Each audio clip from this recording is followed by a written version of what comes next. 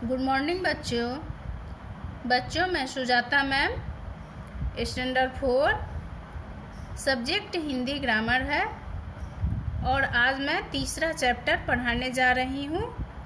Topic है शब्द विचार।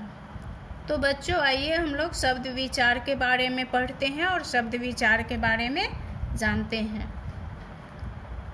मनुष्य को अपने मन के भाव विचार व्यक्त करने के लिए भाषा की आवश्यकता हुई। बच्चों पिछले चैप्टर में भी हम लोग भाषा के बारे में पढ़े थे कि अपने भाव और विचार दूसरे पे व्यक्त करने के लिए, अपने मन का भाव बताने के लिए हम लोगों का भाषा का आविष्कार हुआ, भाषा की आवश्यकता पड़ी। भाषा वाक्यों के मेल से बनती है। बच्चों कितने वाक्य मिलने पे तो एक अच्छे भाषा की तैयारी होती है, एक अच्छा भाषा बनता है। और वाक्य शब्दों के मेल से बनते हैं और कितने शब्द मिलने पे तो एक अच्छा वाक्य बनता है और एक सही से वाक्य बनाते हैं हम लोग। शब्द वर्णों के सार्थक मेल से बनते हैं और बच्चों कितने वर्णों के बच्चों शब्द वर्णों के सार्थक मेल से बनते हैं, मतलब कितने वर्ण मिलने पे तो एक सही शब्द बनता है, जिसका कोई अर्थ निकले वो शब्द बनता है।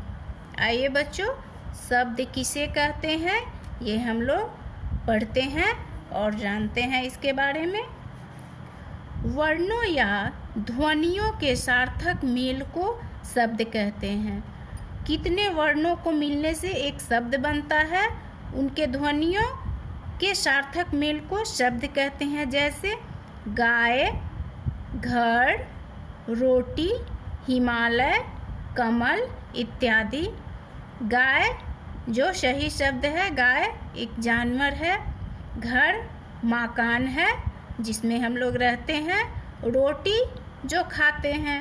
हिमालय एक पहाड़ है। कमल पुष्प है इत्यादि। ये सभी सार्थक शब्द है। ये सभी सार्थक है शब्द हैं। व्याकरण में निरर्थक शब्दों के लिए स्थान नहीं है।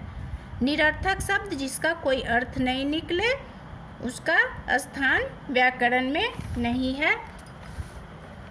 बच्चों अब शब्द और पद, शब्द और पद में क्या अंतर है यहाँ हम लोग समझते हैं। ध्वनियों के मेल से शब्द बनता है। जैसे प, आ, न, बड़ी ई। यहाँ कितने वर्ण मिले तो एक सही शब्द बना। यही शब्द जब वाक्य में अर्थवाचक बनकर आए तो वह पद कहलाता है। यहाँ शब्द है जो अर्थवाचक, जिसका अर्थ निकले तो वह पद कहलाता है। जैसे पुस्तक लाओ। इस वाक्य में दो पद हैं, एक नाम पद है पुस्तक और दूसरा है क्रियापद। यहाँ क्रियापद लाओ, पुस्तक है नाम पद और लाओ क्रियापद है, ये क्रिया है। तो बच्चों शब्द और पद में अंतर समझ लिए। आइए अब शब्दों का वर्गीकरण करते हैं। शब्दों को हम लोग कितने वर्गों में बांटे हुए हैं और शब्द कितने प्रकार के होते हैं इसके बारे में हम लोग पढ़ते हैं। शब्द के प्रकार, शब्द 4 प्रकार के होते हैं। इनको 4 भागों में विभाजित किया गया है। जैसे अर्थ के आधार पर, विकार के आधार पर, उत्पत्ति के आधार पर, बनावट के आधार पर। तो बच्चों अर्थ के आधार पर शब्द के भेद। अर्थ के आधार पर शब्द के 2 भेद होते हैं। जैसे सार्थक शब्द और निरर्थक शब्द। सार्थक शब्द जिसका कोई अर्थ ना निकले। निरर्थक शब्द जिसका कोई बच्चों सार्थक शब्द जिसका कोई सही अर्थ निकले तो सार्थक शब्द है। निरर्थक शब्द जिसका कोई अर्थ न निकले, यही निरर्थक शब्द है। आइए बच्चों, सार्थक शब्द, जिन शब्दों का कोई अर्थ निकलता है तो उसे सार्थक शब्द कहते हैं। जैसे घर, कमल, नेहा, आयुष। घर मकान है जो हम लोग रहते हैं, कमल पुष्प है, नेहा नाम है किसी का, आयुष ये भी नाम है और इसका भी कुछ अर्थ निकलता है। निरर्थक शब्द, जिन शब्दों का कोई अर्थ नहीं निकलता है उसे निरर्थक शब्द कहते हैं। जैसे हमल, लमक इत्यादि।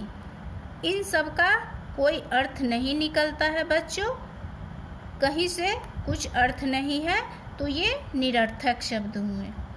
तो आइए बच्चों, हम लोग इसके जो पढ़ाए हैं उसके लिए कुछ अभ्यास प्रश्न है जो आप लोग को इसी में मिल जाएगा और इसी को याद कीजिएगा और इससे लिखिएगा। बच्चों, पहला है प्रश्न, शब्द किसे कहते हैं, जो हम लोग पहले पढ़े हैं। शब्द के कितने भेद होते हैं, ये भी पढ़े हैं हम लोग। अर्थ के आधार पर शब्द के भेद विस्तार में लिखें। बच्चों लिख लीजिएगा आप लोग पढ़ करके। Thank you.